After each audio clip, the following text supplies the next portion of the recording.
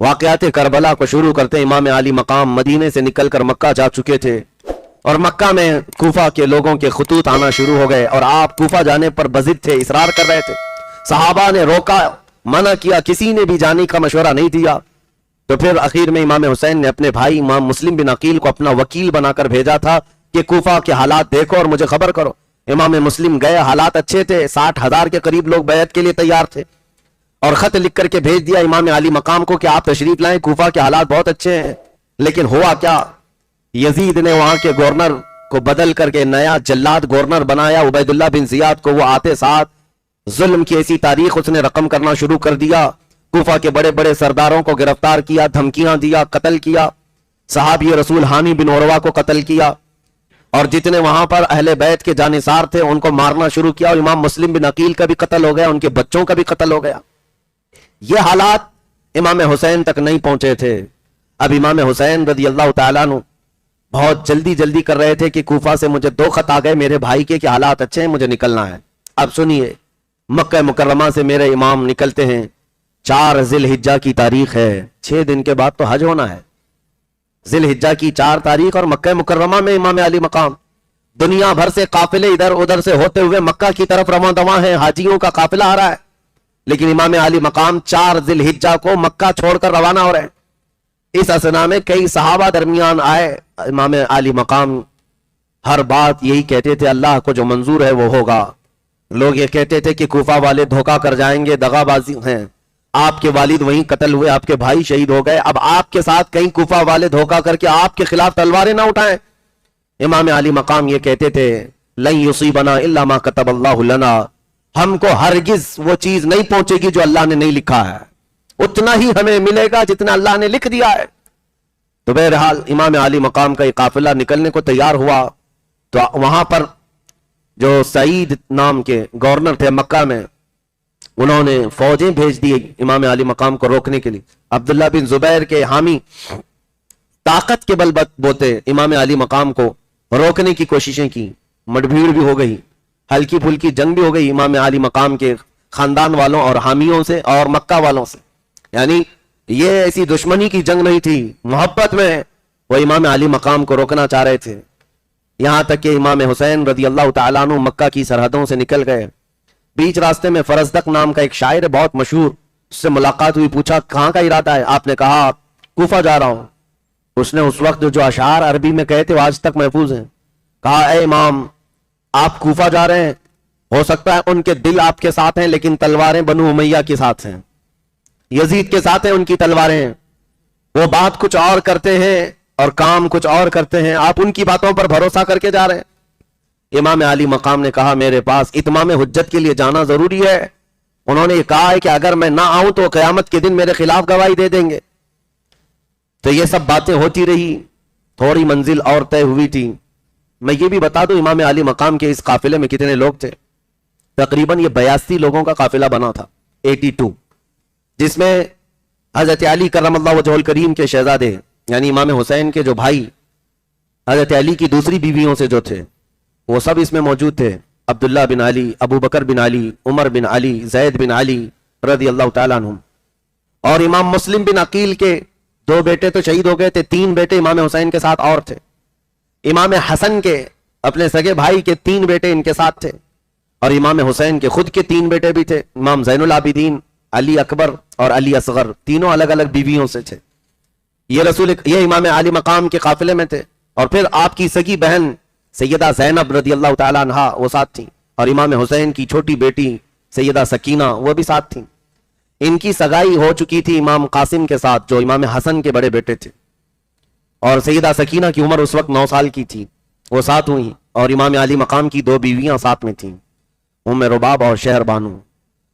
और इस काफिले में अहले बैत के दीगर अफराद भी थे, हजरत जाफर तैयार के बेटे भी थे और हजरत मुस्लिम बिन अकील के बेटे भी थे। इस तरह से ये काफिला और कुछ जानिसारों से मिलकर, जो दूसरे चाहने वालों से मिलकर 82 की तादाद को पहुंचा। बीच रास्ते में थे तो सैयदा ज़ैनब के 2 बेटे औन व मोहम्मद, ये दोनों आए अपने बाप का खत लेकर। इनके बाप अब्दुल्ला बिन जाफर हैं, इमाम हुसैन के बहनवी, सगे बहनवी भी हैं और हजरत जाफर तैयार के बेटे यानी इमाम हुसैन के चचेरे भाई भी थे। وہ بہت محبت کرتے تھے امام پاک سے. انہوں نے خط لکھ کر کے بھیجا اپنے 2 بچوں کو, بیچ راستے میں بھیجا, کہا اللہ کا واسطہ دیتا ہوں, نبی رحمت کا واسطہ دیتا ہوں, آپ اکیلے نہیں ہیں, اگر آپ چلے گئے تو پوری دنیا میں اندھیرا چھا جائے گا. ہم کوفہ والوں کے حوالے آپ کو نہیں کر سکتے, رسول اللہ کے خاندان کے چشم و چراغ ہیں آپ واپس چلے آئیں, مکہ آپ کے لیے امن و سکون کی جگہ ہے. امام عالی مقام نے خط پڑھا اور آنکھوں سے آنسو آئے اور کہا میں وہ کام نہیں کر سکتا, اگرچہ سارے لوگ مشورہ دے رہے ہیں, لیکن ایک بات مجھے اس بات کو کرنے پر مجبور کرتی ہے. پھر جو ایک صحابی تھے انہوں نے آ کر پوچھا آخر کیا بات ہے کہ اتنے لوگ مشورہ دے رہے ہیں آپ کو نہ جانے کا اور آپ ضد کر رہے ہیں جانا ہی ہے کوفہ. اور تھوڑی دیر کے بعد امام مسلم بن عقیل کی شہادت کی خبر بھی آ گئی. امام حسین بار بار انا للہ و انا الیہ راجعون پڑھتے تھے اور غم کرتے تھے کہ میں نے اپنے معتمد بھائی کو وکیل بنا کر بھیجا اور ان کے ساتھ یہ معاملات ہو گئے. جب یہ حالات سنتے ہیں امام علی مقام, اس کے بعد ایک صحابی نے کہا بھی کہ آپ ضد کیوں کر رہے ہیں, تو جانتے ہیں امام حسین کے سامنے ایک بات تھی. کہا میں نے خواب میں رسول کریم صلی اللہ تعالی علیہ وسلم کو دیکھا ہے, حضور اکرم صلی اللہ تعالی علیہ وسلم نے مجھ سے کچھ بیان فرمایا اور میں نے وعدہ کیا, اس وجہ سے مجھے جانا ہی ہوگا. صحابی نے پوچھا ہمیں بھی بتائیں اللہ کے رسول صلی اللہ تعالی علیہ وسلم نے آپ سے کیا وعدہ لیا اور آپ نے کیا وعدہ کیا اور کیا بیان ہوا. امام عالی مقام نے کہا نہ میں نے یہ خواب کسی کو بتایا اور نہ بتاؤں گا جب تک کہ میں اس دنیا سے چلا نہ جاؤں. یہ رازوں میں سے ہے, میں نے اللہ کے رسول سے وعدہ کیا ہے. یہ مسئلہ تھا جس کی وجہ سے امام علی مقام کئی لوگوں کے مشورے آتے رہے لیکن آپ واپس پلٹنے کو تیار نہیں ہوئے. ایک مقام پر پہنچے, عبداللہ بن متی وہاں پر ایک شخص تھے, انہوں نے آپ کا استقبال کیا کنویں کے پاس. انہوں نے بھی کہا آپ کوفہ جا رہے ہیں, کوفہ کے لوگ اچھے نہیں ہیں. اور وہاں پر ایک قاصد آیا کوفہ کی خبریں لے کر, ہانی بن عروہ کے ساتھ کیا کیا گیا, مسلم بن عقیل کے ساتھ کیا کیا گیا, ان کے پیروں میں ہاتھوں میں رسی باندھ کر کے ہانی بن عروہ کو گلیوں میں کھینچا گیا ہے, ان کی ہڈیاں چکنا چور ہو گئی, توڑ دیا گیا ہے اور نہایت ہی دردناک انداز میں ان کو قتل کر دیا گیا ہے. یہ خبریں سن کر امام حسین اعظم رضی اللہ تعالیٰ عنہ غمگین ہو گئے اور اس کے بعد آپ اپنے قافلے کو لے کر تھوڑا اور آگے بڑھے لیکن ٹھہر گئے. پھر قافلے کے اندر رات کا وقت تھا, اپنے خاندان والوں کو سمیٹ کر کے خطبہ دیتے ہیں اور کہتے ہیں اے لوگوں کوفہ سے ایک بری خبر آ چکی ہے, اے میرے خاندان والوں اس خبر کو سن لو. آپ نے کہا میرے معتمد وکیل اور میرے معتمد بھائی مسلم کو کوفہ والوں نے شہید کر دیا. ابن زیاد گورنر بن کر وہاں آیا اور کوفہ والوں کے دل بدل گئے, انہوں نے ان کے بچوں کو بھی شہید کیا ہے, صحابی رسول کو بھی شہید کیا ہے. لہٰذا میں تمہیں اختیار دیتا ہوں کہ آپ یہاں سے جو پلٹنا چاہے وہ پلٹ جائے, جو جانا چاہے وہ چلا جائے, اس لیے کہ اب ہمارے لیے کوفہ کی سرزمین بھی ہماری پناہ گاہ نہیں رہی. یہ سن کر کے کچھ عرب کے قافلے یا عرب کے لوگ جو ساتھ ہوئے تھے وہ ایک کے بعد دیگرے چھٹتے چلے گئے, نکل گئے, اور یہ قافلہ جانثاروں کا وہی باقی رہ گیا جو مدینے سے چلا تھا. اس میں جو اہل بیت نبوت کے افراد تھے وہ کھڑے ہو کر کے کہتے ہیں امام مسلم بن عقیل جن کی شہادت ہوئی ہے ان کے 3 بیٹے اور بھی تھے, امام حسین کے ساتھ کھڑے ہو کر کہتے ہیں اب جب ہمارے باپ کا انتقال ہو ہی گیا ہے تو ہم اس وقت تک واپس نہیں پلٹیں گے جب تک ہمارے باپ کا بدلہ نہ لے لیں یا قصاص نہ لے لیں یا پھر ہم بھی قتل ہو کر شہید ہو کر اپنے والد محترم کے پاس نہ پہنچ جائیں. امام علی مقام سے دوسرے شہزادے کہتے ہیں آپ ہمیں پلٹنے کی بات کر رہے ہیں اور آپ کو ہم اس طرح تنہا چھوڑ کر کے جا سکتے ہیں؟ آپ کے بعد زندگی کا کوئی مزہ ہی نہیں ہے, آپ کے بعد زندگی جینے کا کوئی معنی ہی نہیں ہے. امام حسین کی بات پر ایک شہزادہ یا خاندان کا ایک فرد بھی ٹس سے مس نہیں ہوا. یہ قافلہ چل پڑا, امام علی مقام چلتے رہے. بیچ میں ایک جگہ ایسی آئی جہاں زہیر بن قیم بجلی ایک ایسے عرب کے بہت مشہور آدمی ہے, وہ حج کر کے واپس جا رہے تھے, ان کو اہل بیت سے پہلے کوئی عقیدت نہیں تھی. امام حسین نے ان کو بلوایا, وہ خیمے میں تھے, انہوں نے منع کر دیا میں ملنا نہیں چاہتا. بیوی جو تھی گھر میں بیٹھی یہ خیمے میں تھی اور ایسی ڈانٹ لگائی, کہا زہیر تجھے پتا ہے رسول اللہ کا بیٹا بلا رہا ہے اور انکار کرنے کی مجال کیسے تیری؟ آج اس سے بہتر موقع کیا ہو سکتا ہے, جا امام علی مقام سے ملاقات کر کے. تو آپ زہیر بن قیم بجلی آئے اور امام حسین سے ملاقات کی. ایک ہی ملاقات ایسی تھی کہ چہرہ ابن رسول کو دیکھ کر کے فدا ہو گئے. کہا کہاں کا ارادہ؟ کہا کوفہ کا. زہیر بن قیم کو اپنا واقعہ بتایا اور جو حالات تھے بتایا. زہیر بن قیم بجلی جو پہلے اہل بیت سے عقیدت نہیں رکھتے تھے لیکن اب حالات ایسے کہ اپنے خیمے میں آئے اور اپنی بیوی سے کہا میں تجھے طلاق دیتا ہوں, تو واپس چلی جا, اپنے بھائیوں کے ساتھ واپس چلی جا. کہا اتنا اہم کیا معاملہ ہو گیا؟ کہا اس لیے کہ اب میں رسول اللہ کے شہزادے کے ساتھ اس نیت سے جا رہا ہوں کہ واپس اس دنیا میں کبھی نہیں آنا ہے، مجھے آنا نہیں ہے، میرا انتظار نہ کرنا۔ مال و دولت اسباب سب دے دیا اپنی بیوی کو اور بھیج دیا اور کہا میں امام پاک کے ساتھ جاتا ہوں۔ یہ زہیر بن قیم بجلی یہ وہ شخص ہے جو میدان کربلا میں پہلے اترنے والوں میں نام ہے۔ یہ یہاں سے 7 جو ہوئے اور پھر یہ امام علی مقام کا قافلہ جب آگے بڑھتا ہوا ایک علاقہ زبال آیا، وہاں پر انہوں نے قیام کیا۔ تو اب یہاں پہنچتے پہنچتے امام علی مقام کے قافلے کو 1 محرم آ چکی تھی، محرم کی پہلی تاریخ تھی اور اس وقت 60ویں ہجری چل رہی تھی۔ 1 محرم کی تاریخ تھی۔ عبید اللہ بن زیاد نے جب اسے یہ خبر ملی کہ یہ مکہ سے نکل چکے ہیں امام حسین اور یہ کوفہ آنے والے ہیں، تو اس نے حر بن یزید، ایک ایسے پہلوان کو جس کی کوفہ میں بڑی دھاک تھی، وہ پہلوان بہت مشہور تھا، حر بن یزید کو 1000 کا لشکر دے کر بھیجا کہ حسین کو روک لینا راستے پر اور ان کو ادھر ادھر ہونے نہ دینا، یہاں تک کہ ان کو مجبور کر کے کسی نہ کسی طرح سے جھکا کر مطیع و فرما بردار بنا کر میرے پاس لانا۔ حر بن یزید یہ پہلا لشکر ہے جو کوفہ سے نکلا تھا امام علی مقام کے راستے کو روکنے کے لیے۔ 1000 کا لشکر لے کر کے وہ آیا اور جیسے امام علی مقام کے پاس پہنچا تو امام حسین نے دیکھ کر سمجھ لیا کہ اب حالات بدل چکے، یہ وہ لوگ ہیں جو خط لکھ لکھ کر کے مجھے بلائے تھے اور وہ لوگ اس فوج میں آج سامنے آئے ہوئے۔ آتے ساتھ حر بن یزید سے پوچھا کیا بات ہے، کس بات کا پیغام لے کر آئے ہو؟ کہا سنا ہے آپ نے بغاوت کی ہے خلافت حقہ کے خلاف اور آپ کو گورنر کوفہ عبید اللہ بن زیاد کی طرف سے یہ پیغام سناتا ہوں کہ آپ اس طرح سے بغاوت کا پیغام لے کر علم لے کر نہیں چل سکتے، آپ کو میں مجبور کر کے مطیع و فرما بردار کر کے لے کے جاؤں گا۔ امام حسین نے اس سے بات کی، کہا حر بن یزید تیری ماں تجھ پر روئے، کیا تو یہ سوچتا ہے کہ رسول اللہ کا نواسا ایک فاسق و فاجر شخص کے سامنے مطیع و فرما بردار ہوگا؟ مرد حق باطل کے آگے مات کھا سکتا نہیں، سر کٹا سکتا ہے لیکن سر جھکا سکتا نہیں۔ حر بن یزید سے کہا تو جواب میں حر بن یزید نے کہا اے حسین، عرب کا کوئی دوسرا آدمی مجھے یہ کہا ہوتا کہ تیری ماں تجھ پہ روئے تو میں اس کو پلٹ کر کے جواب دیتا، لیکن مجھے آپ کی ماں کی حرمت پاتا ہے، میں آپ سے یہ بات نہیں کہہ سکتا کہ آپ کی ماں پر روئے، میں ادب کرتا ہوں، آپ کی ماں رسول اللہ کی بیٹی ہے۔ اتنی تو عقیدت حر بن یزید کے دل میں تھی۔ امام حسین سے کہا کہ آپ کیوں نکلے ہیں اور کیا چاہتے ہیں؟ امام حسین نے کہا پہلی بات تو یہ ہے کہ نہ میں خود اپنی مرضی سے آیا، بلکہ تم کوفہ کے 12000 کے قریب لوگوں نے خط لکھ کر کے مجھے بلایا اور کئی مرتبہ قافلے آئے ہیں مکہ دعوت دینے کے لیے۔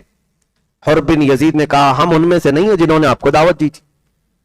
امام حسین نے وہ خطوں کا تھیلا نکالا جس میں پورے خطوط تھے، انڈیل دیا اور کہا یہ خط دیکھو، یہ خط دیکھو، یہ خط دیکھو، اس میں لوگوں کی مہریں ہیں، دستخطیں ہیں۔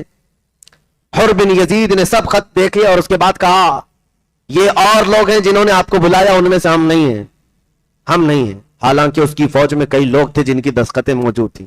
امام حسین ان کو پکار پکار کر کے پوچھتے تھے، لیکن وہ سارے کمینہ خصلت لوگ اپنے سر جھکائے کھڑے تھے، بات نہیں کرنا چاہتے اور کہتے کہ ہم نے اس طرح سے آپ کو نہیں بلایا تھا، اس طرح سے نہیں بلایا تھا۔ بات بدل گئی تو پھر امام حسین نے کہا دیکھو اگر معاملات ایسے ہیں کہ تم نے نہیں بلایا ہے مجھ کو تو واپس جانے دو مجھ کو، اور اگر تم یہ چاہتے ہو کہ میں کوفہ نہ آؤں تو مجھے واپس جانے دو، میں واپس چلا جاؤں گا، یا اگر تم یہ چاہتے ہو کہ میں کوفہ نہ آؤں تو مجھے دمشق لے کر کے چلو، یزید کے پاس، میں بات کر لوں گا، جیسے میرے بھائی امام حسن نے امیر معاویہ سے بات کی تھی، میں بات کروں گا، اور یہ بھی منظور نہیں ہے تو پھر مجھے کسی ساحل سمندر کی طرف بھیج دو، میں اپنی بقیہ زندگی وہاں گزار لوں۔ یہ اتمام حجت کے لیے امام حسین نے کہا تھا، کیونکہ اپنی طرف سے یہ کہنا ضروری ہے کہ زبردستی اپنی جان کو جوخم میں نہیں ڈالنا ہے، اپنے خون سے کسی کو رنگین نہیں کرنا ہے۔ حر بن یزید نے کہا آپ نے اچھے مشورے دیے ہیں، میں یہ باتیں پہنچاؤں گا عبید اللہ بن زیاد کے پاس، یہ باتیں پہنچاؤں گا۔ حد تو یہ ہے میرے عزیزوں، نمازوں کا وقت ہوتا، ظہر کا وقت ہوا، امام علی مقام کے ہاں سے اذان ہوئی، آپ نے حر بن یزید سے پوچھا اس کے پاس 1000 کا لشکر ہے، امام حسین کے پاس 82 لوگ ہیں۔ امام حسین یہ پوچھتے کہ ہماری جماعت قائم ہو رہی ہے، تمہاری نماز الگ ہوگی یا ہمارے ساتھ؟ حر بن یزید کہتا کہ جماعت تو ایک ہی ہوگی، امام آپ ہی ہوں گے۔ میدان مقابلین کا ہے، 2 اپوزٹ جماعتوں کا ہے، لیکن خدا کی قدرت دیکھیں، ان ظالموں کے دل میں بھی یہ بات تھی امام تو رسول اللہ کا نواسا ہی، नमाजों की इमामत के लिए इमाम हुसैन ही थे। यहां तक कि ये 1 मुहर्रम से लेकर ये मामला चलते रहे। 5 मुहर्रम आ गई, कंटिन्यू हुर बिन यजीद इमाम हुसैन के साथ था, या तो उनका रास्ता रोकता या उनको किसी तरह आगे बढ़ने के लिए कहता। एक जगह आई, बनी मुकातिल वहां के इलाके को कहते हैं। वहां पहुंचने के बाद हुर बिन यजीद ने कहा, हम आपको मजबूर करना चाहेंगे इसलिए कि मैं हुक्म का पाबंद हूं। इमाम हुसैन ने कहा, मैंने जो 3 शर्तें दी थी उसका क्या हुआ? कहा, मैंने पैगाम भेजा है, उससे पहले मैं कोई काम नहीं कर सकता। फिर उसी ने मशवरा दिया कि एक काम करें, आप कूफा की तरफ भी मत जाएं, दिमश्क की तरफ भी मत जाएं, तीसरा कोई रास्ता ले लें, मैं आपके आगे पीछे चलता रहूंगा, जंग नहीं करूंगा, लेकिन जिस काम के लिए मुझे भेजा गया वो करूंगा। इमाम हुसैन ने कहा ठीक है, तीसरा रास्ता ले लिया। तीसरे रास्ते पर चलते रहे और तीसरे रास्ते पर चलते चलते एक इलाका आया जहां पर आपने पड़ाव किया। शाम का वक्त था और काफिले को उतारा गया, दरियाए फुरात किनारे था, और जैसे ही आपने वहां पर उतारा और अपनी तलवार के टेक से इमाम हुसैन बैठे हुए थे, ऊंघ आ गई, नींद आई और ख्वाब देखा, अचानक उठ खड़े हुए और इन्ना लिल्लाहि व इन्ना इलैहि राजिऊन पढ़ने लगे। सैयदा ज़ैनब जो आपकी हमशीरा, आपकी बहन है, करीब आई। कहा, भाईजान क्या बात है, कोई डरावना ख्वाब देखा? कहा, कोई कहने वाला हमसे कह रहा था काफिला चल रहा है और मौत करीब आ रही है, मौत करीब आ रही है। ये 7वीं मुहर्रम की का दिन आ रहा था, 6ठी मुहर्रम हो चुकी थी, 7वीं मुहर्रम आ रही थी, शाम का वक्त था। आपने पूछा इस इलाके का नाम क्या है? लोगों ने कहा इस जगह को करबला कहा जाता है। आपने एक आह भरी और कहा, हादा मौदअ रिजालिना व महत्तु रिहालिना व मनाखु रिकाबिना। इमाम आली मकाम ने कहा यही वो जगह है जहां हमारे ऊंट बिठाए जाएंगे, हमारे सामान उतारे जाएंगे, वह मक्तल रिजालिना, यही वो जगह है जो हमारे बहादुर शहीद किए जाएंगे। मैंने सुना है। और फिर आपने अपना काफिला उतार दिया। ये वो जगह थी मैदान करबला। उस वक्त कोई आबादी करीब में नहीं थी, कोई आसपास घर नहीं थे, आबादी नहीं थी। दरियाए फुरात करीब था, लेकिन अभी दूसरी सुबह होने को थी कि उबैदुल्लाह बिन जियाद ने क्या किया। एक शख्स है अम्र बिन साद, तारीख में एक ऐसा नाम है मेरे अजीजों, याद रखो। साद इब्ने अबी वक्कास जो रसूलुल्लाह के सहाबी हैं, अशरा मुबशरा में से हैं। ये कौन साद इब्ने अबी वक्कास? जिनके मुतालिक मेरे आका फरमाते भी अभी अंत व उम्मी इर्मी या साद। जंग के मैदान में एक मर्तबा हुजूर ने साद बिन अबी वक्कास से कहा था, मेरे माँ बाप तुझ पर कुर्बान हो ऐ साद, तीर चला, मेरे माँ बाप तुझ पर कुर्बान हो। एक ही सहाबी हैं जिसको रसूलुल्लाह ने फरमाया, वो साद इब्ने अबी वक्कास हैं। ईरान के फातेह, इराक के फातेह साद बिन अबी वक्कास, उनका बेटा है ये अम्र बिन साद। यजीद की तरफ से इसको रे नाम का एक इलाका ईरान का, वहां के लोग बागी हो गए थे, बगावत कर गए थे, उसको फतह करने के लिए भेजा गया था कि उस मुहिम को खत्म करके आओ। और फिर उसको ये लिख करके भी भेजा गया कि रे की हुकूमत तुम्हें दे दी जाएगी। अम्र बिन साद अपनी फौज को लेकर निकला ही था कि गवर्नर कूफा उबैदुल्लाह बिन जियाद ने बीच रास्ते से अम्र बिन साद को बुला लिया उसकी फौज के साथ, और कूफा पहुंचने के बाद उससे कहा, रे की बगावत को बाद में सर करना, पहले हुसैन की बगावत को सर करो, वो हमारे करीब आ चुके हैं और तुम्हें उनका मुकाबला करना होगा। अम्र बिन साद डर गया और कहा, मुझसे ये काम ना लो, वो रसूलुल्लाह के घर वाला है, फातिमा ज़हरा का बेटा है, उनकी निस्बतें मुझे पता है, मुझसे ये काम न लो, मैं लड़ाई के लिए नहीं जाऊंगा। उबैदुल्लाह बिन जियाद ने कहा, तो ठीक है, हम दूसरे किसी को भेजेंगे और रे की हुकूमत का जो परवाना तुम्हें मिला था उसको भी खत्म कर दिया जाएगा। दुनियावी लालच ऐसी है मेरे अजीजों, ईमान गारत कर देती है। माल दौलत और पैसों की लालच कभी कभार लोगों को अंधा कर देती है, लोग ईमान बेचने पर भी आ जाते हैं। आज कई ऐसे हैं जो जालिम हुकूमतों के कारिंदे बने हुए हैं, हुकूमत तख्त को देख करके उनकी घी चाटने के लिए, उनकी मलाई खाने के लिए वो अपना दीन भूल गए, अपना ईमान बेच दिए। उनको राजी करने के लिए क्या क्या नहीं करते। आज भी ये हालात हैं। अम्र बिन साद सहाबी रसूल का बेटा पलट गया और कहा, मैं ही जाऊंगा हुसैन के मुकाबले में। मैं जब भी ये पढ़ता हूं तो मुझे हैरत होती है, बाप चाहे जितना भी बड़ा हो, अगर तुम्हारे साथ अल्लाह का फजल नहीं तो ये बाप की निस्बत भी तुम्हारे किसी काम नहीं आएगी। अल्लाह का फजल तुम्हें बचाएगा और ईमान होना जरूरी है। इतने बड़े बाप का बेटा बदल गया और कहा 4000 की फौज लेकर मैं जाऊंगा हुसैन का रास्ता रोकने के लिए। उबैदुल्लाह बिन जियाद ने शाबाशी दी, कहा जाओ। अम्र बिन साद को भेजा गया, 4000 का लश्कर लेकर अम्र बिन साद करबला के मैदान में उतरा। टोटल कितनी हो गई? 5000 की फौज। हैरत की बात है 82 लोगों का रास्ता रोकने के लिए, वैसे देखा जाए तो 200-300 लोग भी काफी होते, डबल भेज देते। ये तो टोटल 5000 की फौज भेजी गई, 5000 लोग आए। और उसके बाद अम्र बिन साद जैसी आया इमाम अली मकाम इमाम हुसैन से, चूंकि पहले से ताल्लुकात थे, जानता था, आते साथ मीटिंग शुरू कर दी। रात के वक्त इधर से 20 सवार, उधर से 20 सवार, इमाम हुसैन की तरफ से भी एक मैदान में जमा हुए, और फिर इन दोनों लोगों ने सवारियों को दूर किया, तन्हा बैठ गए दरियाए फुरात के किनारे। अम्र बिन साद ने पूछा, आपकी क्या मंशा है, आप क्या चाहते क्या है? इमाम हुसैन ने वही 3 बातें रखी जो हुर बिन यजीद को बताया था। कहा, मैं तो ये चाहता हूं कि मुझे वापस जाने दे दो, या तो फिर सीधे दिमश्क लेकर के चलो, तुम भी साथ चलना, हम बात करेंगे, या तो फिर मुझे किसी साहिल की तरफ भेज दो समंदर के, मैं अपनी जिंदगी गुजार लूं। अम्र बिन साद जो कि पहले की जंगें देखा हुआ था, अमीर माविया और हैदर कर्रार के दरमियान मामलात हुए थे और सुलह के बाद खत्म हुए, वो खुश हुआ और कहा मामला ठंडा पड़ जाएगा, सुलह हो जाएगी। हुसैन कत्ल की नीयत से नहीं आए, जंग की नीयत से नहीं आए, या भड़काना नहीं चाहते हैं, फितना नहीं चाहते हैं। इनकी तरफ से जब ये बातें आई हैं तो अच्छा ही है। उसने खत लिख करके भेजा उबैदुल्लाह बिन जियाद को कि अल्लाह का बड़ा शुक्र है कि हुसैन इब्न अली ये सुलह की नीयत रखते हैं और ये कत्ल नहीं चाहते, लोगों का खून बहाना नहीं चाहते। उन्होंने 3 बातें ये रखी हैं, तुम कबूल कर लो तो जंग से हम भी बच जाएंगे, वो भी बच जाएंगे। उबैदुल्लाह बिन जियाद के पास ये खत आया और गवर्नर हाउस में बैठकर जब वो खत पढ़ने लगा और दरबारी मौजूद थे, उनके सामने सुनाया। और एक वक्त उबैदुल्लाह बिन जियाद पर भी ऐसा आया, उसने कहा चलो ये मामला सर हो गया, क्योंकि मेरा मोतमद खास है अमर बिन साद, उसकी बात पर मुझे भरोसा है, वो हमारा वफादार है, उसने अगर ये भेजा है तो बात सच्ची होगी। हुसैन लड़ना नहीं चाहते, लिहाजा हम इस जंग को सर्द होने के लिए छोड़ देंगे, खत्म कर लेंगे। ये बात अभी चल रही थी, निहायत ही अजली बदबख्त लाइन जमाना शिमर जिल जोशन नाम का एक शख्स था, दरबार में बैठा हुआ और खड़ा हुआ कहा, अमीर मुहतरम उबैदुल्लाह बिन जियाद, अगर हुसैन को वहां से लौटने दे दिया जाए तो उनकी फतह होगी और आपकी शिकस्त मानी जाएगी, वो इज्जत वाले माने जाएंगे और आप जलील माने जाएंगे।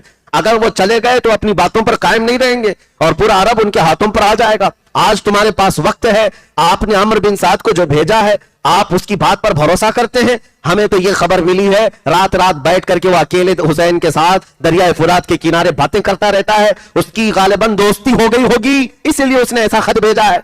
पूरा माइंड चेंज कर दिया उबैदुल्लाह बिन जियाद का। इसीलिए चमचे जो बड़ा काम करते हैं, हमेशा बड़े बड़े अमीरों का, बड़े बड़े सरदारों का, हाकिमों का दिमाग बदलने के लिए जो पाले हुए चमचे होते हैं, इनका बड़ा किरदार होता है। उबैदुल्लाह बिन जियाद का सर फिर गया, कहा यह बिल्कुल सही मशवरा देता है, हुसैन के साथ अगर उनकी बात मान ली जाए तो फिर सुलह हो जाएगी। यानी आया है, तुमको सुलह करने नहीं भेजा गया, हुसैन का सर काट कर लाने भेजा गया है, तुम यहां कौन सी बातें करने आए हो। अम्र बिन साद ने गाली दी शिमर जिल जोशिन को, कहा तुझ पर कयामत तक लानत हो, तूने ठंडी होने वाली इस जंग को आग में भड़का दिया। हम तो कत्ल नहीं चाहते थे, लगता है तूने ही इब्ने जियाद को यह मशवरा दिया और उसको भड़काया और यह खत लिखने पर मजबूर किया। शिमर जिल जोशिन ने कहा वो सब बातें बाद की, फौज मेरे हवाले करते हो या सिपह सालारी बरकरार रखना चाहते हो? अगर सिपह सालारी बरकरार रखना है तो मैदान में उतरो, वरना मेरे हवाले करो और बात वापस चले जाओ कूफा। फिर भी लालच गालिब आ गई अमर बिन साद पर, कहा नहीं, मैं सिपह सालारी छोड़ नहीं सकता और ना कूफा वापस जा सकता हूं, मैं मैदान में डटा रहूंगा और सबसे पहला तीर हुसैन की तरफ मैं चलाऊंगा।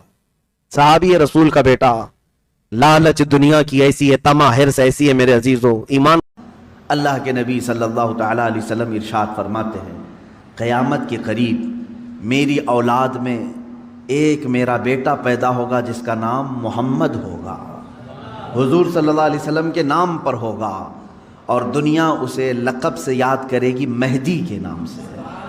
और हुजूर अकरम सल्लल्लाहु अलैहि वसल्लम ने इरशाद फरमाया, मेरी नस्ल में, मेरी औलाद में, हज़रत फ़ातिमा की औलाद में जब वो पैदा होंगे दुनिया में और फिर उनकी खिलाफत कायम होगी, तो फरमाया गया कि पूरी दुनिया में सिर्फ और सिर्फ इस्लाम गालिब आकर रहेगा। अब वो ज़माना कब आएगा? हाँ, अल्लाह का वादा बरहक है। अल्लाह ने फरमाया ये दीन पूरी दुनिया पर गालिब आकर रहेगा, चाहे तुम पसंद करो ना पसंद करो। अब मेरी गुफ्तगू को भी बहुत सारे लोग नापसंद करेंगे, वो यही कहेंगे एक सांप्रदायिक भाषण है, यानी एक दूसरे के भेदभाव की बात नहीं। عزیزان گرامی وقار، اب رسول پاک صلی اللہ تعالیٰ علیہ وسلم کے فرمان کا مقصد میں آپ کو سمجھاؤں۔ حضور نے فرما دیا قیامت کے قریب میری اولاد میں میرا ایک بیٹا پیدا ہوگا جس کا نام میرے نام سے مشابہ ہوگا، یعنی محمد، اور اسے پورا زمانہ امام مہدی۔ رسول پاک صلی اللہ تعالیٰ علیہ وسلم کے فرمان کا مقصد میں آپ کو سمجھاؤں۔ حضور نے فرما دیا قیامت کے قریب میری اولاد میں میرا ایک بیٹا پیدا ہوگا جس کا نام میرے نام سے مشابہ ہوگا، یعنی محمد، اور اسے پورا زمانہ امام مہدی کے نام سے یاد کرے گا، اور وہ پوری دنیا میں، کائنات میں اسلام کو غالب لا کر رہیں گے۔ اسی زمانے میں عیسیٰ علیہ السلام کا نزول بھی ہوگا۔ حضرت عیسیٰ علیہ السلام آسمانوں پر آج بھی باحیات ہیں، یہ ہمارا عقیدہ ہے سارے مسلمانوں کا۔ امام مہدی کے زمانے میں عیسیٰ علیہ السلام اتریں گے۔ یہ کون سا علاقہ ہوگا، اس کے متعلق حدیثیں ہیں۔ حضرت امام مہدی کا جو ظہور ہے یہ کب پیدا ہوں گے یہ نہیں معلوم، ظاہر ہوں گے، پیدا ہو چکے ہوں گے، آج بھی ہو سکتا ہے، ممکن ہے، پاسبل ہے۔ جب ان کی عمر پاک 30-40 سال کے آس پاس ہوگی، اور یہ مکہ مکرمہ میں خانہ کعبہ کے طواف کے دوران ایک لشکر آئے گا جو خانہ کعبہ کو ڈھانے کی کوشش کرے گا، حملہ کرے گا، اور حضرت امام مہدی دعا کریں گے۔ آپ کی دعا کی بدولت اللہ تعالیٰ اس آئے ہوئے لشکر کو زمین میں دھنسا دے گا۔ لوگ اسی دن پہچان لیں گے اور ان کے ہاتھ پر خانہ کعبہ کے سامنے بیعت کریں گے۔ اب یہاں سے امام مہدی کا ظہور ہوگا، لیکن اتنا آسان نہیں ہے کہ سب مہدی مہدی کرتے ہوئے ان کے پیچھے چل پڑیں گے، بلکہ ان کے جانی دشمن بن جائیں گے وہاں کچھ لوگ جو ان کو قتل کرنے کی یا ہلاک کرنے کی کوشش کریں گے۔ امام مہدی اپنے متبعین کو لے کر ملک شام کی طرف چلے جائیں گے۔ اب ملک شام وہ ہے جس زمین کو میرے آقا صلی اللہ تعالیٰ علیہ وسلم نے ارشاد فرمایا یہ حشر کی زمین ہے، یہ حشر کی زمین ہے، سارے لوگ ہانکتے ہوئے ادھر ہی لے جائے جائیں گے۔ آج شام سے سب بھاگ رہے ہیں، بمباری ہو رہی ہے، لیکن میرے آقا نے فرمایا ایک زمانہ ایسا آئے گا کہ سب ہجرت کر کے ملک شام کی طرف جا رہے ہوں گے، سب جمع ہو رہے ہوں گے، ملک شام جمع ہو رہے ہوں گے، اور وہاں امام مہدی پہنچیں گے، اور وہاں آپ کی خلافت قائم ہوگی، اور عدل و انصاف اس قدر ہوگا کہ پھر وہ زمانہ آئے گا کہ شیر اور بکری ایک ساتھ چر رہے ہوں گے، کوئی ایک دوسرے پر حملہ نہیں کرے گا، اتنا امن قائم ہوگا۔ یہ رسول پاک صلی اللہ علیہ وسلم کی احادیث میں ہے۔ اب امام مہدی کی امامت کے دوران وہ فجر کا وقت ہوگا جب حضرت عیسیٰ علیہ السلام آسمان سے اتریں گے، اور جماعت کھڑی ہونے والی ہوگی، قائم ہونے والی ہوگی۔ حضرت عیسیٰ علیہ السلام ایسے اتریں گے جیسے ان کے جسم پر نہائے ہوئے قطرے ٹپک رہے ہوں۔ آپ کو حضرت امام مہدی پہچانیں گے اور آپ کو لا کر کے مصلی کی طرف بڑھائیں گے۔ نبی اللہ ہیں، روح اللہ ہیں، عیسیٰ ابن مریم سلام اللہ علیہ، قرآن پاک میں جن کے تذکرے ہیں، وہ کوئی ایک دوسرے پر حملہ نہیں کرے گا، اتنا امن قائم ہوگا۔ یہ رسول پاک صلی اللہ علیہ وسلم کی احادیث میں ہے۔ اب امام مہدی کی امامت کے دوران وہ فجر کا وقت ہوگا جب حضرت عیسیٰ علیہ السلام آسمان سے اتریں گے، اور جماعت کھڑی ہونے والی ہوگی، قائم ہونے والی ہوگی۔ حضرت عیسیٰ علیہ السلام ایسے اتریں گے جیسے ان کے جسم پر نہائے ہوئے قطرے ٹپک رہے ہوں۔ آپ کو حضرت امام مہدی پہچانیں گے اور آپ کو لا کر کے مصلی کی طرف بڑھائیں گے۔ نبی اللہ ہیں، روح اللہ ہیں، عیسیٰ ابن مریم سلام اللہ علیہ، قرآن پاک میں جن کے تذکرے ہیں، وہ اللہ تبارک و تعالیٰ کی نشانیوں میں سے ایک نشانی ہے، وہ عیسیٰ آئیں گے۔ اب وہ نبی جب امام مہدی ان کو آگے بڑھائیں گے، حضرت عیسیٰ علیہ السلام امامت کے لیے آگے نہیں بڑھیں گے، اور کیا فرمائیں گے؟ ارشاد فرمائیں گے کہ یہ مصلی امامت امت محمدیہ کا حق ہے، آپ امت مصطفیٰ ہیں، آپ امامت کریں، ہم مقتدی بنتے ہیں۔ اللہ اکبر، رسول پاک صلی اللہ علیہ وسلم کے مقتدی بنے سارے انبیاء، یہ تو معلوم ہے، لیکن رسول کی ایک امتی کے مقتدی بھی عیسیٰ علیہ السلام بن رہے ہیں۔ میرے عزیزو، یہاں نبوت کا درجہ گھٹانا مقصد نہیں ہے، بلکہ یہاں امت مصطفیٰ کی فضیلت بتانا ہے۔ امام مہدی کی امامت ہوگی، اس کے بعد پھر جو دنیا میں حالات ہوں گے وہ کیا ہوں گے؟ دجال آ چکا ہوگا، اور دجال اپنے فتنے پھیلا رہا ہوگا، اور اب دجال کو کون مارے گا، کون ختم کرے گا؟ سارے لوگ پریشان ہو چکے ہوں گے، قتل عام کر رہا ہوگا لوگوں کو، ایمان والوں کا۔ جو اسے خدا کہے اسے چھوڑ دے، اور جو اسے خدا نہ مانے اسے دونوں پیر پکڑ کر چیر دے، یا گرم کھولتے ہوئے تیل میں ڈال دے، ظلم و ستم کی حد کر دے گا۔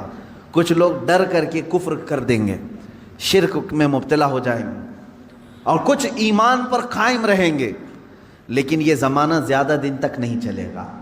حضرت عیسیٰ علیہ الصلاۃ والتسلیم کے نزول کے بعد عیسیٰ علیہ السلام کی جہاں تک خوشبو جائے گی یا ہوا انہیں مس کر کے نکل رہی ہوگی، تو وہ ہوا دجال کو جیسے لگے گی وہ پگھلتا جائے گا، جیسے موم آگ کی گرمی سے پگھلتا ہے، دجال عیسیٰ علیہ الصلاۃ والتسلیم کی دوری کی ہوا سے ہی پگھل رہا ہوگا۔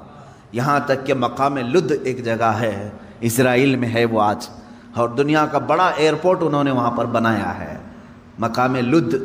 لد کا ایئرپورٹ بھی بنا ہوا ہے، اور حدیث پاک میں ہے عیسیٰ علیہ السلام مقام لد پہ اس کو اپنے تیر سے نشانہ بنائیں گے اور قتل کر دیں گے، اور امت مصطفیٰ کا یہ آخری فتنہ بھی ختم ہو جائے گا۔ اب اس کے بعد کیا ہوگا؟ وہی آیت جو میں نے تلاوت کیا، اللہ نے فرمایا هو الذی ارسل رسولہ بالہدی ودین الحق لیظہرہ علی الدین کلہ، وہ اللہ ہے جس نے اپنے رسول کو دنیا میں بھیجا ہے ہدایت کے ساتھ اور دین حق کے ساتھ، اس لیے کہ اس رسول کا دین پوری دنیا پر غالب آ کر رہے۔ اب یہ دین غالب آئے گا دجال کے خاتمے کے بعد امام مہدی کے ہاتھوں سے۔ ہر ملک یا ہر سلطنت جہاں کہیں تخت ہوگا وہاں پرچم صرف اسلام کا لہرا رہا ہوگا۔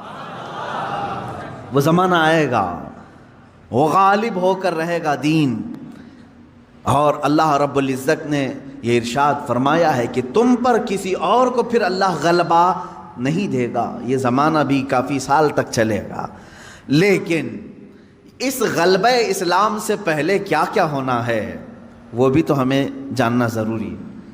آج کے وہی حالات ہیں جو مجھے اس گفتگو پر آمادہ کر رہے ہیں۔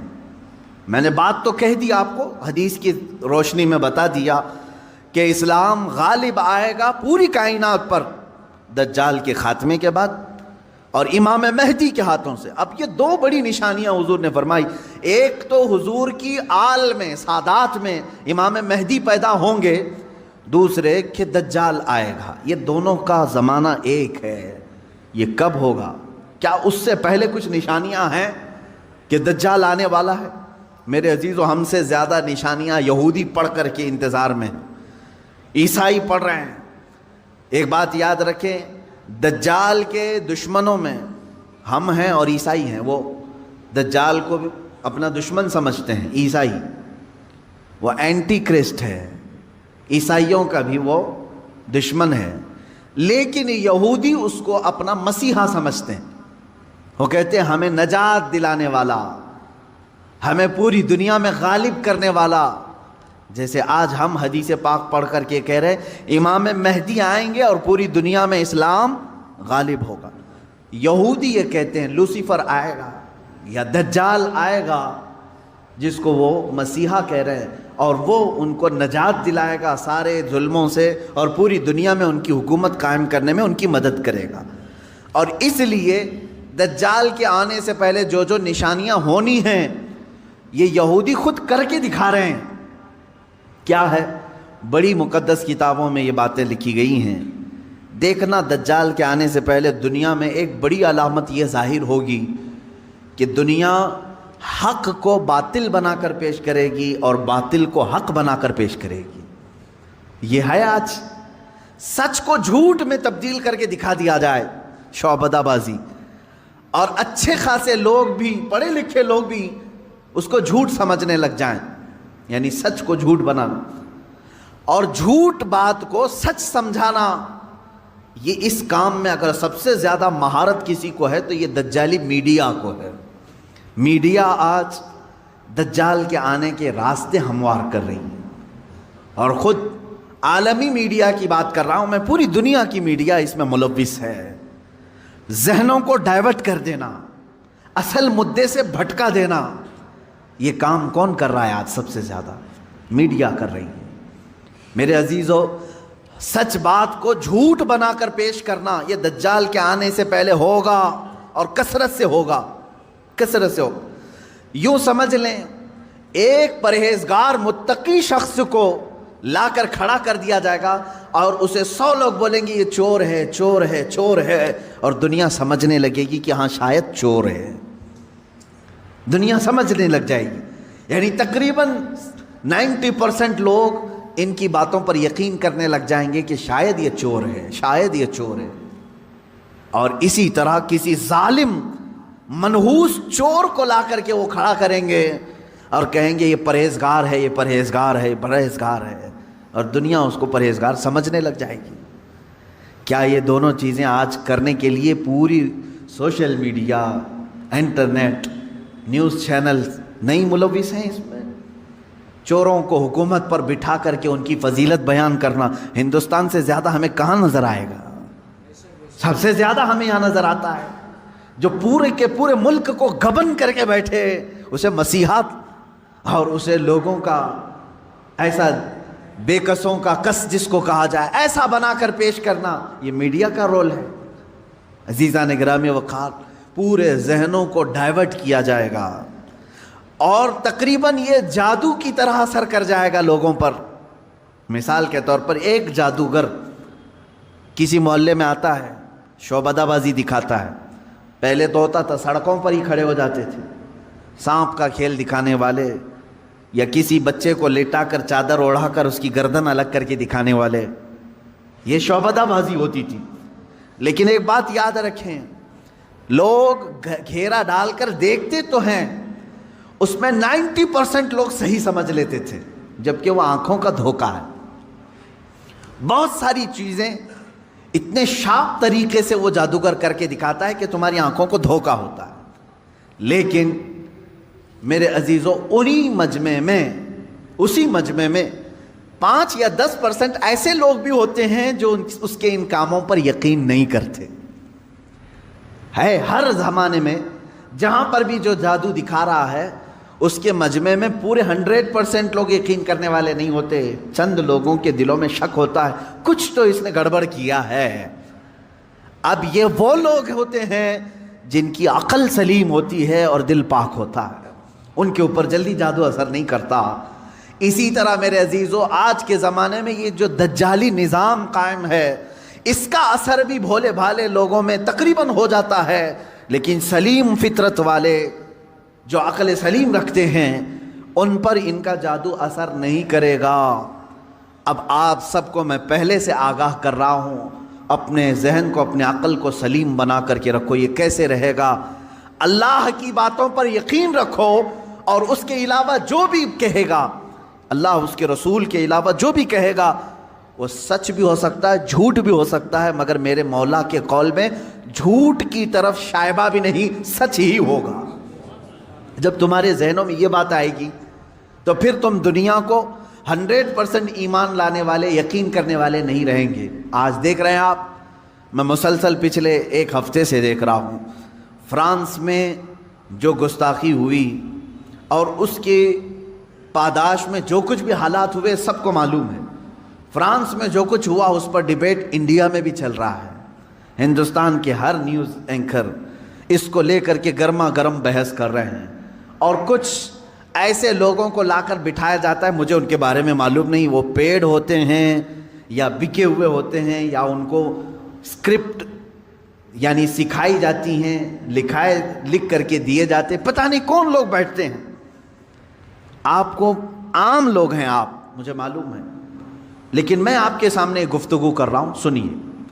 ایک اسکول کا ٹیچر بلیک بورڈ پر کارٹون بناتا ہے رسول پاک صلی اللہ علیہ وسلم کا، اس کی شکایت بھی ہوتی رہی لیکن وہ باز نہیں آیا، اور اسی علاقے کا کوئی ایک نوجوان اس سے برداشت نہیں ہوا، اس نے جا کر کے اس کا سر قلم کر دیا.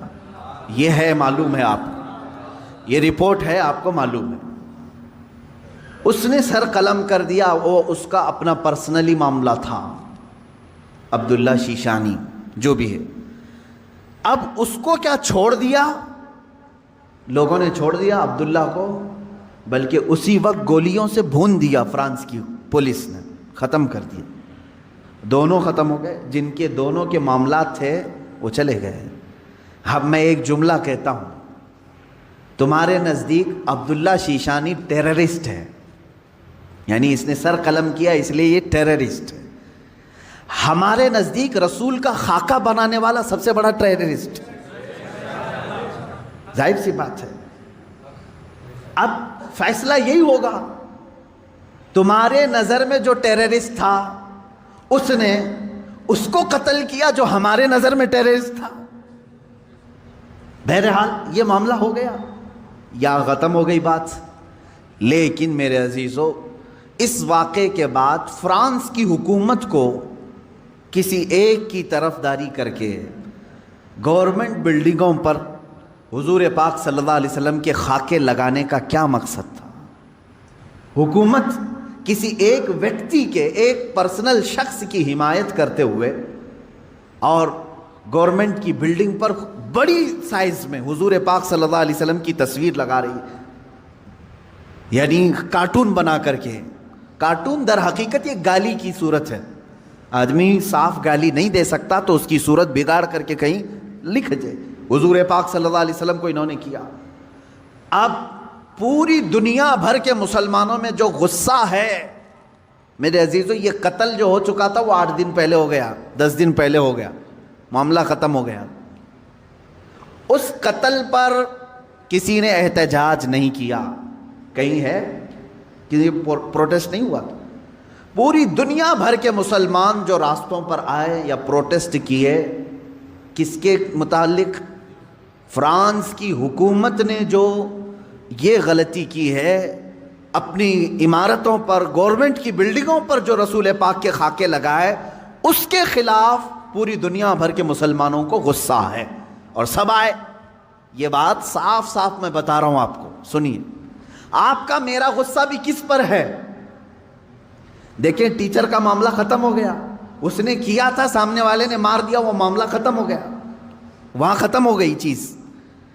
اور جس نے قتل کیا اس کو بھی تم لوگوں نے نہیں چھوڑا، وہ بھی اس کو بھی گولیوں سے مار دیا، معاملہ ختم. لیکن ایک گورنمنٹ کا بلڈنگ پر اس طرح سے تصویریں لگانا، یہ در حقیقت پوری دنیا کے مسلمانوں کو جھنجھوڑنا تھا، پوری دنیا کے مسلمانوں کے دلوں پر ضرب لگانا تھا. اب ہم پروٹیسٹ کیے، آپ پروٹیسٹ کیے، ہم نے کہا. لیکن ہندوستان میں آنے کے بعد اب دجالی نظام کی جو میڈیا ہوتی ہے، یہ کیا کرتی ہے؟ پورے بحث کو ڈائیورٹ کرتی ہے، پورے مدے کو ڈائیورٹ کرتی ہے. یہ سارے جتنے پروٹیسٹ ہو رہے ہیں، نیوز والے اسے کیا دکھا رہے ہیں جانتے ہیں آپ؟ نیوز والے یہ دکھا رہے ہیں کہ دیکھو، ایک ٹیررسٹ کی حمایت میں اتنے مسلمان ہندوستان کی سڑکوں پر آ گئے. یعنی عبداللہ شیشانی نے جو قتل کیا ٹیچر کا، اس کی حمایت میں یہ سارے لوگ کھڑے ہیں اور پورا ڈیبیٹ اسی پر چل رہا ہے. کیا آپ لوگ ہندوستان میں رہ کر کے ایک قتل کی حمایت کرتے ہیں؟ ایک قتل کی حمایت کرتے ہیں؟ ہم نے کہاں یہ قتل کے متعلق پروٹیسٹ کیا ہے؟ بتاؤ ذرا صحیح. اس عبداللہ نامی لڑکے کا کسی ایک کے ہاتھ میں بینر آیا پوری دنیا میں کہیں پر کہ اس کے قتل کی حمایت میں پروٹیسٹ ہو رہا ہے؟ میرے عزیزو، پورے مدے کو ڈائیورٹ کرنا یہ میڈیا کا کام ہے، جبکہ انہیں معلوم ہے کہ پوری دنیا کے مسلمان جو پروٹیسٹ کر رہے ہیں وہ قتل کے متعلق نہیں، بلکہ وہ فرانس کی گورنمنٹ کی حرکتوں پر پروٹیسٹ کر رہے ہیں. اب اس کی ایک مثال میں آپ کو بتا دوں. یہ میڈیا اینکرز یہ کہتے ہیں کہ فرانس کا وہ اندرونی معاملہ ہے، وہ اندرونی معاملہ ہے، وہ چاہیں ان کو فریڈم آف ایکسپریشن ہے، وہ سیکولر ہیں، وہ چاہیں تو کسی ایک ویکتی کی حمایت کریں اور بلڈنگ کی پوری تصویر لگا دیں رسول پاک صلی اللہ تعالیٰ علیہ وسلم کی تصویر سے. میرے عزیزوں، اگر یہ فرانس کا اندرونی معاملہ ہے تو انڈیا میں ڈیبیٹ کیوں ہو رہا ہے؟ آپ کے نیوز روم میں یہ بحث کیوں ہو رہی ہے؟ آپ یہ سمجھیں اس زمانے کا سب سے بڑا خطرناک جال یہ میڈیا ہے، نیوز کا جو، اب ظاہر سی بات ہے یہ ہماری بھی کلپس اٹھا کر کے چلائیں گے اور پھر ہمیں بھی بتائیں بھڑکاؤ مولانا ہے، سامپردائک پھیلانے والے ہیں، ہماری گفتگو کو کاٹ کر کے پیش کریں گے، ان کا کام ہی وہ ہے۔ لیکن میں آپ کو بتاؤں کہ پورے ہندوستانی مسلمانوں کے دماغ کو ڈائیورٹ کر رہا ہے کہ تم لوگ جو پروٹیسٹ کر رہے ہو ایک قتل کی حمایت میں کیسے پروٹیسٹ کر رہے ہو؟ ان سے کوئی بھی ڈیبیٹ میں بیٹھنے والا یہ نہیں کہہ رہا ہے، بلکہ وہاں ثابت کرنے کی کوشش کر رہے ہیں قتل ایسا ہو سکتا ہے ویسا ہو سکتا ہے۔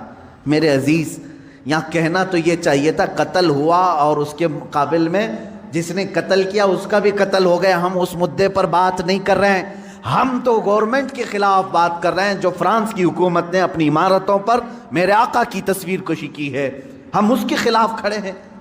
اب مجھے ایک بات بتائیں، کیا کسی ایک شخص کے کچھ ایسا قتل کرنے کی بنیاد پر پوری دنیا بھر کے 180 کروڑ مسلمانوں کے نبی کی توہین کرنا جائز ہو سکتا ہے؟ جائز ہو سکتا ہے؟ اللہ کے حبیب صلی اللہ تعالیٰ علیہ وسلم مکہ مکرمہ میں 13 سال تک دعوت و تبلیغ فرماتے رہے، یہ سب کو پتہ ہے۔ جب آپ کی عمر مبارک 40 سال کی ہوئی تو آپ نے اعلان نبوت فرمایا، لوگوں کو جمع کیا اور کہا میں اللہ کا آخری نبی ہوں، تم سب دوسرے معبودان باطل کو چھوڑو اور ایک خدا کی عبادت کرو۔ یہ میرے رسول پاک صلی اللہ علیہ وسلم کی دعوت کی ابتدا تھی۔ لیکن اس دعوت کے ابتدا میں ایسا نہیں ہے کہ مکہ والوں نے ہاتھوں ہاتھ اس دین کو لے لیا ہو، مخالفتیں کی، مذاق اڑایا، تکلیفیں دیں، اذیتیں دیں۔ جو حضور پاک صلی اللہ تعالیٰ علیہ وسلم پر ایمان لاتا اسے بڑی مشقتوں سے گزرنا پڑتا۔ تو یہ جو ایام تھے مکہ کے 13 سال کے بڑی مصیبتوں سے گزرے، یہاں تک کہ کئی دن تک تو اس میں چھپ کر کے تبلیغ کرنی پڑی، اور کچھ صحابہ انہی دنوں میں شہید بھی ہوئے۔ بیچ میں ایک وقت وہ بھی آیا جب رسول کریم صلی اللہ تعالیٰ علیہ وسلم کی عمر مبارک 50 سال کی ہے، نبوت کا یہ 10واں سال ہے اعلان نبوت کا، اور رسول کریم صلی اللہ تعالیٰ علیہ وسلم کا مکمل سوشل بائیکاٹ کر دیا ان لوگوں نے، مکہ والوں نے، سماجی بائیکاٹ، ایسے کہ کوئی حضور سے اور ان کے خاندان سے نہ مل سکتا ہے، نہ سلام کرے گا، نہ کلام، نہ مصافحہ، نہ لین دین، کچھ بھی نہیں کر سکتا۔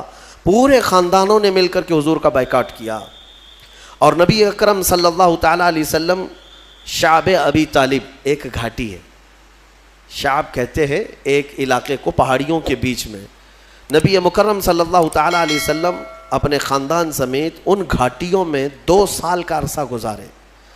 ان 2 سالوں میں فاقے ایسے آئے کہ پتے کھا کر رہنے پڑے، درخت کے پتے، اور کبھی کبھار چمڑوں کو ابال کر کے کھانا پڑا۔ یہ جو 2 سال گزرے، اب میں آپ کو بتاتا ہوں، مکہ والوں نے خوب اذیتیں دی، مشقتیں، تکلیفیں، ساری چیزیں دی۔ اب میرے آقا صلی اللہ تعالیٰ علیہ وسلم کو حکم ہوا ہجرت کا، 13واں سال تھا نبوت کا، حضور پاک صلی اللہ علیہ وسلم مکہ سے ہجرت کر کے مدینہ تشریف لے گئے۔ توجہ چاہتا ہوں آپ کو، یہ جنگوں کے متعلق جو بہت سارے پروپیگنڈے پھیلائے رہتے ہیں کہ اسلام صرف جنگوں سے پھیلا ہے، ان کے ہاں جہاد ہی جہاد ہے، کیوں کیا ہے جنگ اور کیوں ہوئی ہے جنگیں، جہاد ہوئے کیوں ہیں، میں آپ کو بتاتا ہوں۔ حضور پاک صلی اللہ تعالیٰ علیہ وسلم مکہ چھوڑ کر کے گئے، 13 سال ان کی مصیبتیں برداشت بھی کیا، غلام صحابہ حضور کے مار بھی کھائے، پیٹے گئے، کئی شہید بھی ہوئے، اب وطن بھی چھوڑ دیا، اب بچا کیا؟ گھر چھوڑ دیا، وطن چھوڑ دیا، جائیداد چھوڑ دیا، خاندان چھوڑ دیا، اور جو حضور کے چاہنے والے صحابہ تھے انہوں نے بھی مکہ چھوڑ دیا، مدینے چلے گئے۔ اب مدینے کیوں گئے تھے؟ کہ سکون سے رہ سکیں۔ 450 کلومیٹر دور جا چکے میرے آقا صلی اللہ علیہ وسلم مکہ والوں سے، لیکن مکہ والوں کی شرارت تو دیکھیں، یہ جتنے کفار و مشرکین ہیں ان کو پیدائشی کیڑے ہوتے ہیں، ایمان والوں کو ستانا ان کے خمیر میں ہوتا ہے۔ یہ ایسا نہیں ہے کہ ان کو چھیڑو تو یہ ہمیں پریشان کرتے ہیں، بلکہ نہ چاہتے ہوئے بھی یہ چاہتے ہیں کہ ایمان والوں کو چھیڑ خانی کرتے رہیں، کسی طرح سے ان کو تکلیف دیتے رہیں. پہلے سے یہ چیز ان کی خمیر میں رہی ہے. مکہ کے مشرکین کے پاس اب بیس کیا تھا حضور سے لڑنے کا؟ کوئی چیز تھی؟ حضور تو وطن بھی چھوڑ دیے، اپنا گھر چھوڑ دیا، صحابہ بھی چلے گئے. اب مدینے جب میرے آقا صلی اللہ تعالیٰ علیہ وسلم گئے تو وہاں میرے آقا صلی اللہ تعالیٰ علیہ وسلم نے ایک نئی زندگی کی شروعات فرمائی. صحابہ کو لے کر ایک نئی سلطنت کا اسٹیبلشمنٹ ہوا. لیکن ایسے نہیں ہے کہ باضابطہ طور پر کوئی بادشاہت ہو، نہیں، بلکہ مسجد بنائی گئی. باضابطہ اسلام کا ایک تبلیغی دور کا نیا آغاز ہوا. اب ان ظالموں نے وہاں پر بھی سکون سے رہنے نہیں دیا. مکہ کے کفار کیا کرتے؟ ایک ایک جتھا بنا کر کے آتے تھے، ٹولے لے کر کے، اور جب صحابہ کرام مدینے کے کھجوروں کے باغیچے میں کام کر رہے ہوتے تو جا کر کے ان کو مار دیتے یا ان کے درخت جلا دیتے اور پھر بھاگ جاتے تھے مکہ. یہ شب خون مارنا اس کو کہتے ہیں. کہاں جا کر کے کر رہے تھے؟ مدینے جا کر رہے تھے. اب مجھے بتاؤ کیڑے کس کے پاس ہیں؟ بہت میں سوچ سمجھ کر کے بات کر رہا ہوں، توجہ چاہتا ہوں. ہمیشہ سے مشرکین کی فطرت یہ ہوتی ہے کہ ایمان والوں کو چین و سکون سے رہنے نہ دیا جائے، پھر سارا الزام ان کے اوپر ڈالا جائے بعد میں کہ مسلمان چھیڑتے ہیں، مومنین چھیڑتے ہیں. بلکہ ہر جگہ کی تاریخ میں آپ دیکھیں ابتدا چھیڑ خانی کی شیطان ہی کرتا ہے اور شیطان کی یہ جماعت ہی کرتی ہے. صحابہ اکرام کو بار بار چھیڑنا. اب مجھے بتاؤ جو لوگ سب اپنا وطن چھوڑ کر آئے، گھر بار چھوڑ کر آئے، ایک نئے وطن میں رہ رہے، تب بھی تم انہیں سکون سے نہیں رہنا دینا چاہتے ہو. اب ان کے پاس آپشن کیا ہے بتاؤ؟ ان کے پاس آپشن کیا ہے؟ اب وہ صحابہ اپنے جان مال اور اپنے مدینے کی حفاظت کے لیے لڑیں گے نہیں تو کیا اب بھی پتھر کھاتے بیٹھے رہیں گے؟ صحابہ اکرام رضوان اللہ تعالیٰ علیہ مجمعین کو مدینے جانے کے بعد حکم ہوا وَأَنذِرْ عَشِيرَتَكَ الْأَقْرَبِينَ. اللہ تبارک و تعالیٰ نے اب یہاں پر حکم فرمایا، اے رسول پاک صلی اللہ تعالیٰ علیہ وسلم، آپ اپنے اقربا کو خوف دلائیں، ڈر سنائیں. اور اس کے بعد انہی آیتوں میں اللہ تعالیٰ نے فرمایا کہ اب تم پر جہاد فرض ہو گیا. جہاد کیا ہے؟ اب تم دور آ چکے ہو، تمہارا اپنا وطن ہے، تمہارا اپنا ایک نظام ہے. اس کی حفاظت کے لیے اگر کوئی مدینے پر آئے گا تو تمہیں مدینے کی حفاظت کے لیے کمر بستہ ہونا ہوگا. رسول پاک صلی اللہ تعالیٰ علیہ وسلم کے ساتھ اب کوئی چھیڑ خانی کرتا ہے تو اب صحابہ پر فرض تھا کہ وہ اٹھیں اور حضور کی عزت کی پہرے داری کریں. یہ ہے جہاد. یہ ہے 13 سال جو میرے آقا نے مشقتیں برداشت کی. کبھی جنگ کیا ان کے ساتھ؟ کبھی تلوار اٹھائی ان کے خلاف؟ نہیں اٹھائی. مدینے جانے کے بعد بھی جب سکون سے رہنے نہیں دینا چاہتے ہو تب پھر جو ہے جہاد کا حکم ہوا. اب میں آپ کو بتاتا ہوں یہ جنگ بدر کیوں ہوئی. مکہ میں ان صحابہ کا سارا مال جو چھوٹ گیا تھا، جائیدادیں وہاں رہ گئی تھیں، یہ سب مال جائیداد لے کر ابو سفیان ملک شام بیچنے جا رہا تھا. قافلہ تجارت کا لے کر، اس میں مکہ والوں کا بھی مال تھا، صحابہ کا بھی تھا. نبی پاک صلی اللہ تعالیٰ علیہ وسلم کے پاس قاصد نے آ کر خبر دی کہ ابو سفیان ملک شام جا رہا ہے. ملک شام جانے کا جو راستہ تھا وہ مدینے کے قریب سے ہو کر گزرتا تھا. حضور پاک صلی اللہ تعالیٰ علیہ وسلم اپنے صحابہ سے فرماتے چلو اس کا راستہ روکو اور جس کا جو مال ہے وہ لے لو. جب صحابہ نکلے، جنگ کی غرض سے نہیں نکلے تھے، لیکن ابو سفیان کو یہ پہلے سے خبر ہو گئی کہ محمد صلی اللہ علیہ وسلم اپنے 300 سے زیادہ ساتھیوں کو لے کر بیچ راستے میں آئے ہیں. تو ابو سفیان نے کیا کیا؟ راستہ بدل کر دوسرے راستے سے ملک شام پہنچ گیا. تجارت بھی کیا، خوب نفع بھی کمایا، مال بیچ دیا. اب واپسی کا جب وقت تھا تو حضور پاک صلی اللہ علیہ وسلم پھر انتظار میں تھے کہ یہ واپس تو جائے گا، جب واپس جائے گا تب پھر ہم اس کو روکیں گے. ابو سفیان کو پتا تھا، خبر تھی کہ رسول کریم صلی اللہ علیہ وسلم اپنے ساتھیوں کے ساتھ اب بھی کھڑے ہیں. تو اس نے مکہ والوں کو پیغام بھیج دیا کہ اے مکہ والوں اپنا مال بچا لو، محمد اور ان کے ساتھی تمہارا پورا مال ختم کر دیں گے، یہ قافلہ ختم ہو جائے گا. تو مکہ میں کھلبلی مچ گئی کہ ہمارا مال تجارت سب محمد صلی اللہ تعالیٰ علیہ وسلم اور ان کے ساتھی سب لے لیں گے. یہ پوری افواہ پھیلی تو سارے مکہ والے جمع ہوئے. لیکن ہوا کیا؟ ابو سفیان بڑی چالاکی سے واپسی میں بھی ایک اور راستہ بدل کر کے مکہ کے قریب پہنچ گیا. صحیح سلامت قافلے کو لے کر کے بھی گیا, صحیح سلامت قافلے کو واپس لے کر بھی آیا. مکہ جب تجارت کا مال پہنچ گیا تو سب خوش ہو گئے کہ ہمارا مال نفع کے ساتھ واپس آیا ہے. لیکن بات ہو گئی, ختم ہو گئی.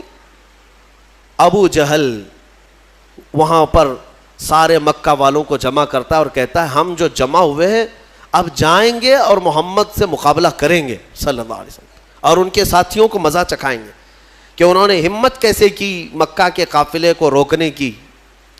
تو باقی لوگوں نے کہا کہ چھوڑ دو, ہمارا مال کا قافلہ آ گیا, اب بات ختم ہو گئی. ابو جہل نے کہا نہیں, بات اتنی نہیں ہے, ہمیں تو مارنا ہے انہیں, ہمیں تو انہیں قتل کرنا ہے, ہمیشہ کے لیے راستہ صاف کرنا ہے. تو بھڑکا کر کے 1000 لوگوں کو جمع کر لیا. کچھ عقل مند لوگ تھے, انہوں نے کہا کہ ہم نہیں جائیں گے, لیکن ابو جہل نے انہیں آر دلایا, انہیں بہت زیادہ اکسایا, اور اس کے اکسانے کے بعد, آر دلانے کے بعد 1000 سے زیادہ لوگ جمع ہوئے, اور ان سب کو لے کر ہاتھی گھوڑے ہتھیار سامان کے ساتھ ابو جہل سرداری کرتے ہوئے مکہ سے نکل کر بیچ راستے میں پہنچا. یہ وہ علاقہ ہے جہاں بدر کی وادی ہے. بدر ایک علاقے کا نام ہے, بدر ایک میدان کا نام ہے. وہاں ایک کنواں تھا جس کی وجہ سے اس علاقے کا نام ہی بدر پڑا. وہاں آ کر کے یہ لوگ پڑاؤ کر لیے. نبی پاک صلی اللہ تعالیٰ علیہ وسلم اپنے صحابہ سمیت بدر تک پہنچے ہوئے تھے. اب حضور اکرم صلی اللہ تعالیٰ علیہ وسلم بھی اسی علاقے میں, اور یہ کفار و مشرکین بھی اسی علاقے میں آ گئے. اب مقابلہ کرنے کی غرض سے وہ لوگ آئے. اللہ تبارک و تعالیٰ نے اپنے حبیب پاک صلی اللہ علیہ وسلم کو حکم فرمایا کہ اپنے صحابہ کو لو اور ان کے ساتھ جنگ کرو. اب جب مولا فرما دے جنگ کرنے کے لیے تو پھر پیچھے ہٹنے کا سوال ہی نہیں ہوتا, پھر کوئی وجہ ہی نہیں ہے. نبی پاک صلی اللہ تعالیٰ علیہ وسلم جب صحابہ کو لے کر آئے تھے تو سچویشن کیا تھی, حالات کیسے تھے؟ ایسے حالات تھے کہ پورے 313 صحابہ کے اندر مشکل سے چند تلواریں تھیں, 7-8 گھوڑے تھے, 1-2 سواریاں تھیں, بس باقی سب پاپیادہ پیدل تھے. اکثر کے پاس تلواریں نہیں, اکثر کے پاس جو تلواریں ہیں, کچھ کے پاس جو تلواریں ہیں وہ ایسی ہیں کہ سبزی بھی نہیں کاٹی جاتی, کند ہو چکی تھی, زنگ لگی ہوئی ہیں. بہرحال ان کی مفلسی کا زمانہ تھا, غربت تھی, اور کھانے پینے کے لیے ان کے پاس کچھ نہیں تھا. اب دیکھیں صحابہ اکرام حضور صلی اللہ تعالیٰ علیہ وسلم کے پاس جب تھے تو وہ علاقہ ریت کا تھا. حضور جس جگہ رکے تھے وہ پوری ریت کی زمین, اور ریت کی زمین پر چلنا مشکل ہو جاتا ہے, پاؤں اندر دھسنے لگتے ہیں. صحابہ کو ریتیلی زمین ملی, اور مشرکین جہاں پڑاؤ کیے وہ مٹی کی زمین تھی, مٹی ہے تو مٹی پر پاؤں جمتے ہیں, تو اس بات کی خوشی پہ وہ ناچ رہے تھے. کل جب جنگ ہوگی تو ان کے پاؤں اکھڑ جائیں گے, چل ہی نہیں پائیں گے میدان میں, اور مشرکین پورے میدان میں جمے رہیں گے مٹی کی. اب بہت ساری چیزیں انہی کی حمایت میں نظر آتی ہیں, حالات ایسے لگتے ہیں کہ ساری فتح ان کی ہوگی. وقت سے پہلے ایسا محسوس ہوتا ہے, جب طاغوتی طاقتیں سامنے آتی ہیں تو اکثر ایسا لگتا ہے کہ سارا اب ان کے ہی پاس ہے, ہمارا کیا ہونے والا ہے. اب میں آپ کو مقابلے کے اعتبار سے بتاؤں, ادھر 313 نہتے ہیں, ساز و سامان نہیں, سواریاں نہیں, بدلے میں مقابل میں 1000 سے زیادہ, سب کے سب ہتھیار سے لیس, ٹرینڈ پہلوان ان کے پاس, ہاتھی گھوڑے اونٹ سواریاں ان کے پاس, بلکہ ان کے کھانے کے لیے پورے اونٹ ذبح ہو رہے تھے رات کو. اور جب کھانا ان کا پکتا تھا رات بھر تبلے بجاتے تھے, رقص کرتے تھے, ڈانس کرتے تھے, کیونکہ جیت کا اور فتح کا غرور ایسا تھا, سب کچھ تو ان کے پاس تھا. السلام علیکم دوستو, امید ہے یہ بیان آپ کو بہت زیادہ پسند آیا ہوگا. اگر یہ بیان پسند آیا ہو تو ہمارے چینل کو سبسکرائب کرنا اور ویڈیو کو لائک کرنا بالکل نہ بھولے. جزاک اللہ.